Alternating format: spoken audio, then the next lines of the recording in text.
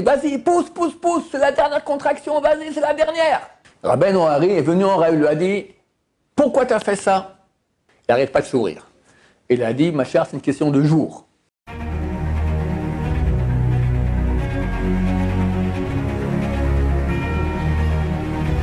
Ce jour est dédié pour la réussite spirituelle, la tchouva et le retour à la Torah de Eli Ben Ruth, Bezrat Hashem.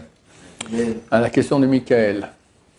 Je me demandais comment est-ce que vous faisiez, vous, pour garder l'espoir concernant la venue du Mashiach, et est-ce que le fait de régulièrement l'attendre, d'y croire fermement, et que pour l'instant on l'attend toujours, est-ce que ça ne peut pas générer de la déception et à un moment ne plus y croire? Concernant vous, ce que vous ressentez, est-ce que vous pensez pouvoir faire ressentir Alors, je vais te raconter moi, puis après je vais raconter les gens, d'accord? Les gens, ça dépend de qui il s'agit. Personnellement, d'abord, il y a une mitzvah de la Torah. Le Maïmonide écrit les 13 articles de foi, qui sont les bases de la Torah. Et là-bas, il écrit qu'il y a une mitzvah, non seulement de croire que Mashiach va venir, mais de l'attendre. Les gens croient qu'il y a une mitzvah de croire, ok, mais pas de l'attendre. Et peu de gens l'attendent. Je vais m'expliquer. Il y a 30-40 ans, le grand de la génération, le Rabbi Tzedek Shaoul, m'a dit il y en a yachidim, des personnes uniques dans la génération, attendent Mashiach. Aujourd'hui, Baruch Hashem, depuis 7 octobre notamment, c'est devenu phénoménal. Il n'y a que les anti-religieux, la gauche comme ça, très anti, qui ne pensent pas à cela. Peut-être qu'ils y pensent, mais ils sont contre. Mais le peuple, tout le monde attend Mashiach. C'est phénoménal. C'est très très grand. À mon avis, il n'a jamais eu ça de toute l'histoire. Il y a une fois où tout le monde a attendu Mashiach, c'était le faux Messie, Shabtai, il y a 400 ans. Et aussi à l'époque de Haman, tous ont fait tchouva parce qu'ils ont eu peur d'être tués. D'accord? Mais la tchouva qu'il y a aujourd'hui, qui est la condition nécessaire pour que Mashiach vienne, et l'attente du Mashiach, elle est unique, il n'y a jamais eu ça de toute l'histoire à ce point.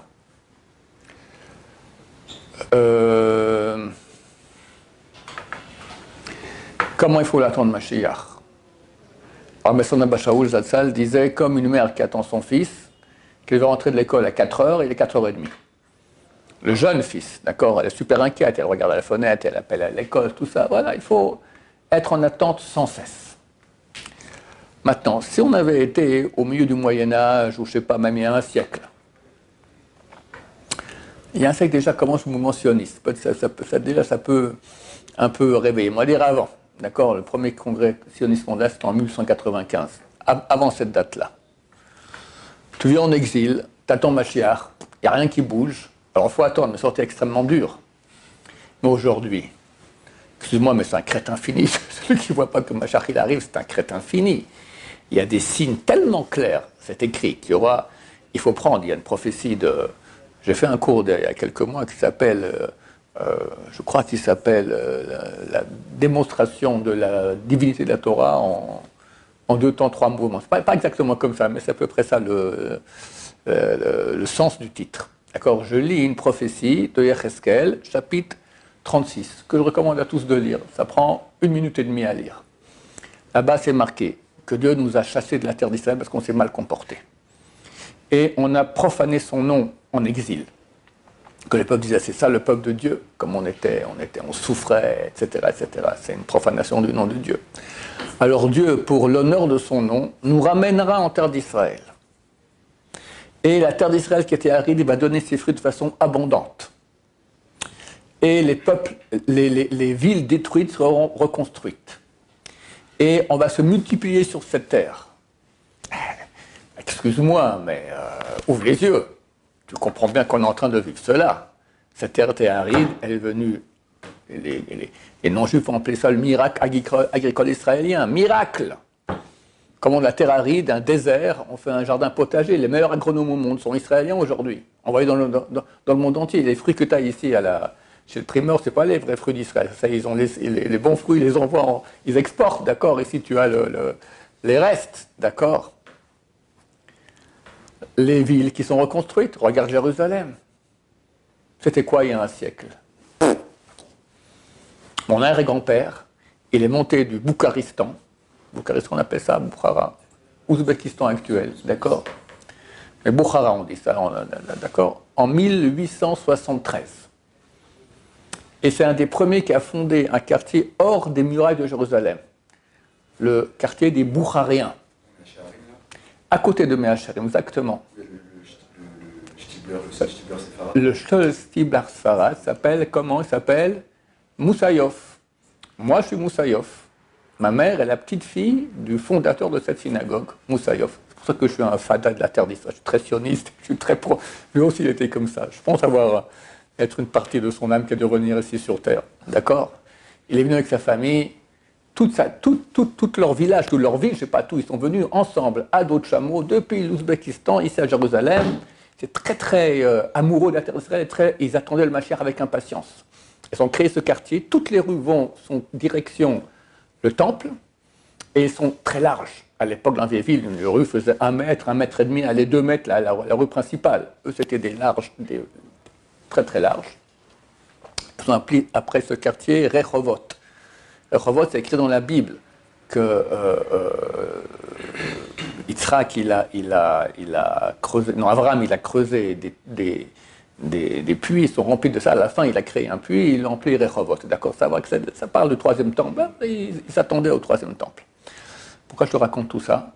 Pour te dire qu'à l'époque, Jérusalem, c'était un truc minuscule. Voilà, il y a 1 siècle et demi, le premier quartier qui a été mis hors de la ville, les Boukhariens, Mehacharim, c'était rien du tout. J'ai une photo de ma cousine, qui a à peu près mon âge, quand elle avait 7 ans, que j'ai photographiée en 1967. Je suis né en 60, donc en 67, j'avais 7 ans. En 67, il y a eu la guerre des 6 jours. Cette région-là, c'était la Jordanie. Quand tu montes la grande rue ici de Ramoth, tu verras qu'à droite, il y a des gros blocs comme ça de béton. C'était des fortifications anti-chars pour empêcher les chars de monter. Alors, ils ont mis de côté, mais c'est resté encore là-bas. On est allé à Nabi Samuel, la tombe de Shmuel Hanavi. Et j'ai pris une photo de ma cousine que j'ai encore à la maison, clique comme ça, et on voit ici où on est. On voit toutes les collines ici, tout Ramoth, vide. Vide. T'as pas une maison, t'as pas un poteau, t'as rien. Et regarde ce que c'est ici, une ville entière maintenant. Une ville entière. Donc, les villes détruites ont été reconstruites. Et vous foisonnerez, c'est écrit, et vous vous multiplierez sur cette terre. Et après, Dieu va nous asperger avec ses eaux de pureté afin qu'on revienne pratiquer ses lois. Et changera notre cœur de pierre en cœur de chair, afin que nous pratiquions. Regarde ce qui se passe. C'est un moment de tchouva unique dans l'histoire. Et depuis le 7 octobre, encore plus grand. Encore plus grand. Il y a un sondage, il y a eu quelques mois ici en Israël, non religieux, 73% de la jeunesse israélienne revient à la Torah. 73%. C'est phénoménal. Il y a une chanson là qui a paru, il est top, tout le monde la chante, d'accord. On m'a montré un match de foot. Là-bas, on parle de Dieu, d'accord. Tout le monde chante cette chanson, un match de foot, des non-religieux. Ils chantent Dieu. On a vu ça dans l'histoire. On a vu ça dans le monde, d'accord. Donc, il y a un retour extraordinaire qui se fait. Donc, tout est écrit. Donc, quelqu'un y voit ça. Alors, il comprend qu'on arrive à l'époque messianique. C'est marqué que Mashiach vient par la tchouva. Il y a la tchouva. Il y a le retour en terre d'Israël. Il y a tout. Il y a tous les signes. C'est marqué que le Galil sera détruit. Eh bien, depuis 7 octobre, voilà, il y a plus de 100 000 réfugiés qui ne peuvent pas habiter le Galil parce qu'il est détruit. Toutes leurs maisons sont détruites. C'est écrit que les gens des frontières tourneront de ville en ville. Les pauvres, on les fait passer d'un hôtel à l'autre, quelques semaines là, quelques semaines là, quelques semaines là, sans cesse. Tous ceux qui sont de ces frontières-là. Et puis on doit voir la fin de Ishmaël. On voit la fin de Ishmaël. Tu vois qu'à l'époque, il y avait l'Égypte très puissante, l'Irak très puissant, la Syrie, le dernier pays très puissant contre nous. Tous terminés. Il reste l'Iran. Et c'est marqué qu'à la fin, il y aura une guerre entre l'Amérique et l'Iran, qu'on espère la semaine prochaine, dès que Donald Trump prendra ses fonctions. Et là, c'est la fin. Donc si maintenant, on a des signes qui nous font penser que ça sera à cette date-là, ou cette date-là, ou cette date-là, ou des rabbinim qui disent des choses comme ça, d'accord? D'abord, on n'est jamais certain. Mais si ce n'est pas arrivé, alors s'il n'y avait vraiment rien, aucun signe, alors peut-être qu'on serait déçu, on dit bon, bah alors la vie continue, puis on arrête de penser à ça. Mais un, il y a le mitzvah d'y penser et d'attendre. Deux, tu vois les signes, on ne peut pas plus clair. On ne peut pas plus clair. Tu vois ce qui s'est passé à Hollywood? Tu vas au courant de ce qui se passe à Hollywood? Là? Hollywood, c'est d'abord Los Angeles. Los Angeles, c'est la ville la plus, comment on appelle ça en français, les anti-religieux, anti-tout, les LGBT, tout ça. Woke. C'est le centre woke mondial, Los Angeles. C'était l'État le plus anti-Trump.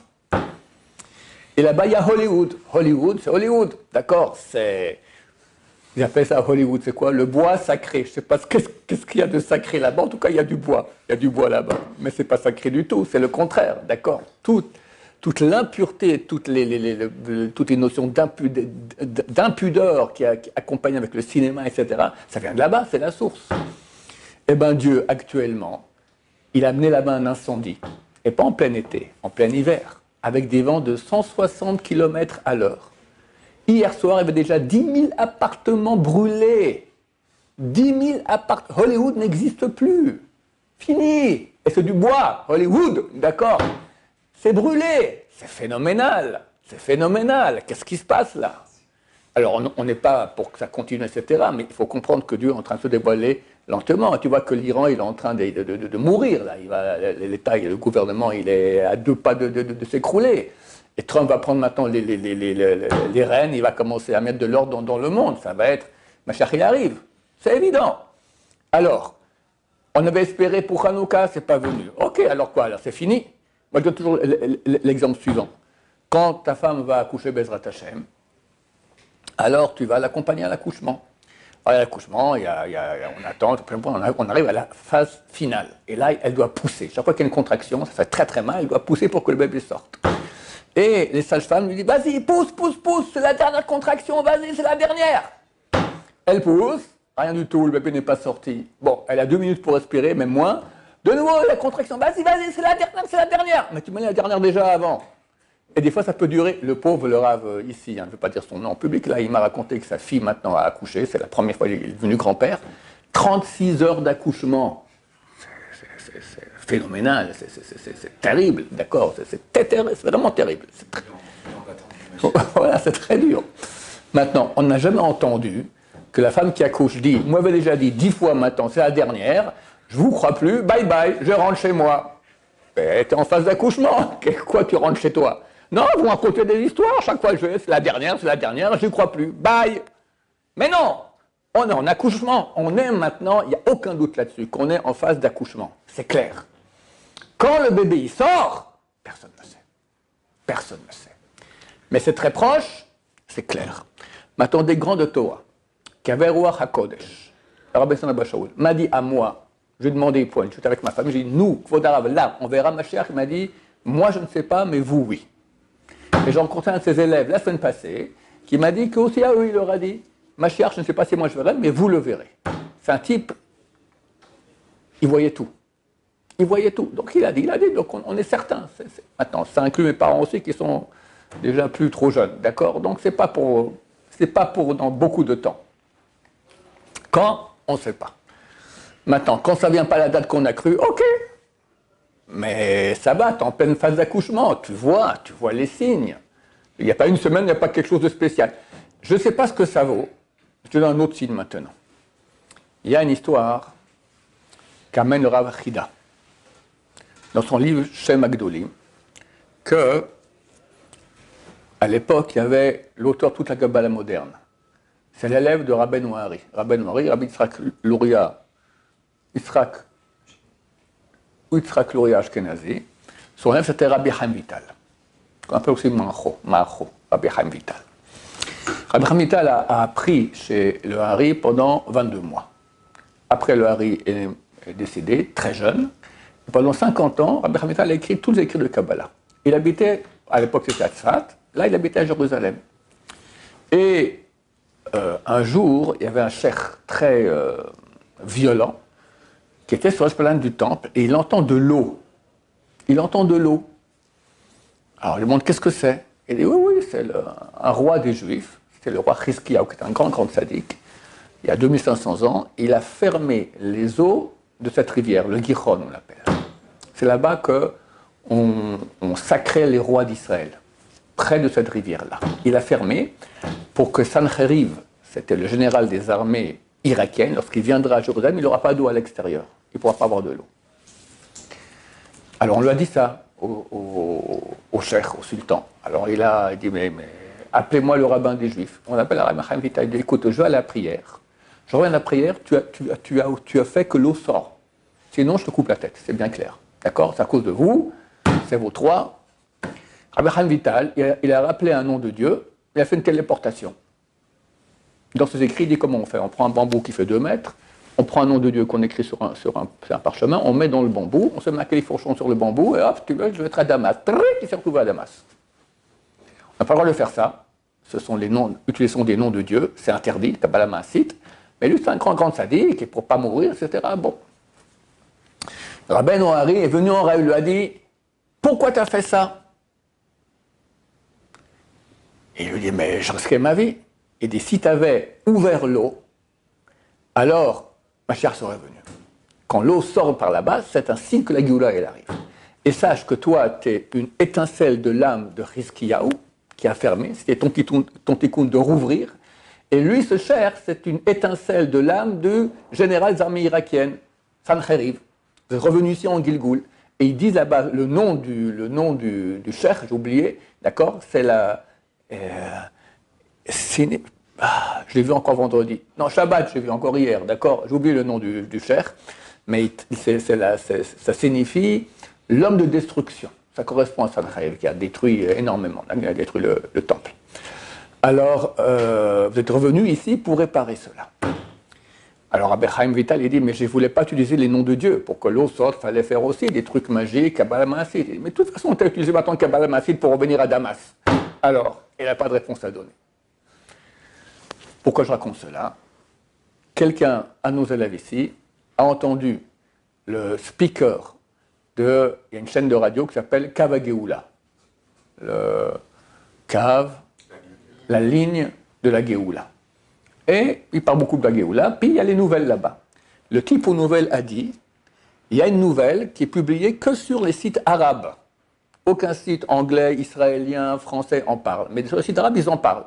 Ils disent qu'actuellement, il y a de l'eau qui est en train de sortir sous la mosquée, ou la mosquée Ammar ou El-Aqsa, donc sur l'esplanade du temple. Ils n'arrivent pas à colmater cela. Ça sort de tous les côtés. On m'a dit ça vendredi matin, j'ai passé un Shabbat excellent. Personne n'en parle. Personne n'en parle. Je ne connais pas des gens qui vont sur les sites arabes pour écouter les nouvelles, d'accord? Donc je ne suis pas au courant. Mais si c'est vrai, c'est phénoménal. Bon, c'est aussi un signe extraordinaire, d'accord? Et ça correspond à ce qui est en train de se faire. Tu comprends que la semaine prochaine, Trump a déjà annoncé qu'il allait amener l'enfer au Moyen-Orient. Si les otages ne sont pas libérés, je ne pense pas qu'ils seront libérés. Et même s'ils sont libérés, il va quand même attaquer l'Iran, parce qu'on sait qu'ils arrivent Macron a dit ça la semaine prochaine, ils sont tout proches d'avoir la bombe atomique. Et Trump a dit, je ne veux pas de bombe atomique. Et lui, c'est pas un type lent, d'accord? Il décide, il est impatient, donc ça va aller très vite, tchic-tchac. Chez nous, dans la Gemara, c'est écrit, traité Avodah page 2, dans le recto, Tosfot là-bas, lorsque la Perse tombe dans les mains de Rome. Rome, c'est pas où il y a le Vatican aujourd'hui. Rome moderne, c'est les États-Unis. D'ailleurs, ils ont l'aigle romain, ils ont les sénateurs comme les Romains, etc. C'est la continuation de Rome, la Rome antique. Lorsque l'Iran tombe dans les mains de Rome, chose qu'il n'y a jamais eu durant l'histoire, on ne connaît pas de guerre entre Rome et la Perse. Il n'y a jamais eu une chose pareille. Macha revient. Alors quoi? Je veux dire, bon, ben c'est fini, c'est des histoires, la vie continue. Ben, tu y es. Ça hurle de tous les côtés. Quand précisément, on ne sait pas, mais c'est très, très, très, très, très, très proche. Voilà, ça c'est mon point de vue. Maintenant, ceux qui diront, mais c'est écrit qu'on ne peut pas donner les dates du Messie, c'est vrai, on ne connaît pas la date du Messie. Moi, j'ai un exemple sur lequel je me calque, c'est Rabbi Chaim Kanievski, le grand génération décédé il y a quelques années, il y a 2-3 ans, d'accord? Tous les quelques mois, il disait une nouvelle date, Machar il arrive, avant Tisha B'Av, à Pessah, machin, il disait sans cesse comme ça, d'accord? Donc, ce n'est pas interdit. Et de plus, c'est écrit dans la Gemara, traité Sanhedrin, page ou 97 ou 98, que celui qui donne une date, que marqué Tipach, Nafsham shel machafek etzim, que éclate l'âme de ceux qui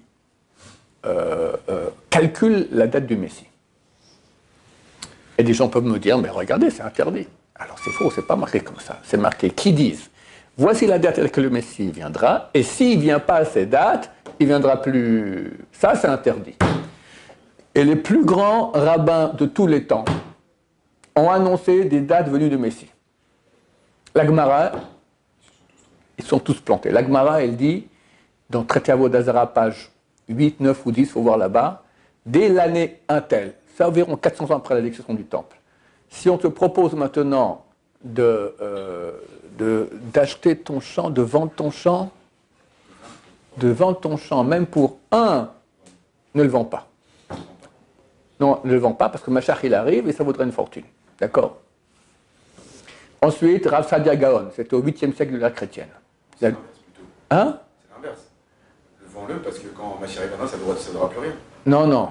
Si on le vend même pour $1, quoi. Non, parce que tous les terres en Israël vaudront une fortune, le milliard de milliards. Habiter en Israël, ça sera, j'imagine. Vers le 8e siècle, Rav Sadia Gaon, le plus grand rabbin du peuple d'Israël, donne une date. Maïmonide, qui était un super grand pragmatique, il dit personne ne peut donner une date du Messie. Pourquoi Rav Sadia Gaon il l'a donné? Pour encourager le peuple. Il écrit ça dans Igeret Teman, la lettre aux Yéménites. Il y a 4 lettres que le Rambam a écrites, c'était traduit en français, ça existe. 2 pages après, il dit et maintenant je vais te donner maintenant la date de la venue du Messie, que j'ai reçue par mon père, qui a reçu depuis la maison du roi David. Il donne une date. À mon avis, il a fait ça pour dire, sache, personne ne peut savoir. Et pourquoi Rav Sadia Gaon il a dit ça? Pour encourager le peuple. Moi aussi, je donne aussi une date pour vous encourager. Du genre, ne me crois pas, mais il donne quand même une date. Nachmanide donne une date. Ce Rav-là, comment il s'appelle? C'est des dates qui sont passées, du coup. Toutes passées. Rachid donne une date. Et Rachid donne quelle date? Attends, et Rachid dit ça, sauf qu'il va aller voir, c'est dans le chapitre 8 de Daniel, verset 14. Il dit, Rav Sadia a donné une date, il s'est planté. Après, on a redonné des dates et on s'est planté. Et on se replantera et on donnera encore des dates. Il n'y a aucun problème à ça. Rachid, le Gaon de Vilna a donné une date. Le Malbim m'a donné une date. Beaucoup. Donc, il n'y a aucun problème à donner des dates. On sait que c'est des dates propices, probables, peut-être, mais personne ne sait certain. Et personne ne dit non plus que si ça n'arrive pas, ça n'arrivera plus. Et maintenant, au regard de ce qui se passe depuis un siècle ici dans la région, et maintenant notamment depuis le 7 octobre où tu vois une chouva énorme du peuple d'Israël, ça y est. Tu vois que le peuple, il attend. Tu as des gens tatoués, rasés, piercing, on dit, Mashiach, ouais, on attend. C'est extraordinaire, c'est phénoménal. Voilà, alors maintenant, le type qui attend vraiment les dates que je donne, et puis après il voit qu'il n'y a rien, il tombe il est déçu, et il fait une comment on appelle ça, une déprime, d'accord, c'est un problème, il faut savoir, ok, c'est pas ça, encore un peu, comme un accouchement. On va le voir très bientôt, il faut comprendre que ça fait 5000 ans que le monde attend cela. 5785 ans que le monde attend ce moment, et nous on a été choisis pour le voir. On va le voir, il n'y a aucun doute là-dessus. Alors, Ben Abba Shaul, le Rosh Yeshiva de Porat Yosef, maintenant c'est le Rav Moshe Tzadka, il a dit c'est extraordinaire. Tout ce qu'il disait se réalisait. Il voyait tout, d'accord, il voyait tout. Donc, on va le voir, Bezrat Hashem. Oui. Les autres Rav qui ont donné, vous avez cité plein de date propice. Ouais. Eux aussi, ils n'avaient pas Ruach HaKodesh. Je ne pense pas. Je ne sais pas. Ça, c'est tout, peut-être, non, je ne pense pas. Le Rambam, on n'a jamais entendu qu'il avait Ruach HaKodesh, ni le Ramban. On n'a jamais entendu sur ces gens qu'ils avaient Ruach HaKodesh. Peut-être qu'il avait. Mais peut-être ils ont dit ça. Alors, ou peut-être ils l'ont dit, comme dit le Rambam, pour encourager le peuple, mais ils n'y croyaient pas eux-mêmes. Soit c'était une date possible. Donc ils ont dit. Ils auraient pu. Oui. S'il y a des tzadikim aujourd'hui qui ont Ruach HaKodesh, forcément. Et il y a aujourd'hui des tzadikim Ruach HaKodesh. Rabbi David Abou Hatzera. Forcément, J'ai rencontré Il y a un mois environ, le Rav Moshe Ouzan, l'intendant du Rav Arpo, c'est vrai qu'il m'a dit qu'il n'arrête pas de sourire. C'était à l'époque, il y a encore tous les missiles qui tombaient du Hezbollah, du Liban. Il y a un arrêt au nord du pays, c'est sans cesse, tu as 10 fois par jour les sirènes, il faut descendre aux abris, etc. Il n'arrête pas de sourire. Et il a dit, ma chère, c'est une question de jour. C'est bon? On m'a dit que ceux qui ont raconté, des fois, la plupart du temps, ils ne le disent pas. C'est vrai. Celui qui se marque, on dit que celui qui sait quand Machar vient, il ne parle pas. Celui qui parle, comme moi, il ne sait pas. D'accord? C'est clair, je ne sais pas. Tout ce que je dis, ce sont que des espérances il semblerait que, d'accord? Comme la sage-femme qui dit à la fin, allez-y, c'est la dernière. Il semblerait, mais personne ne sait. Personne ne sait. On ne sait pas. Enfin, nous, on ne sait pas. Voilà, Bezrat Hashem. Ça va, je t'ai répondu? Tov. Baruch Adonai, l'olam, amen va amen.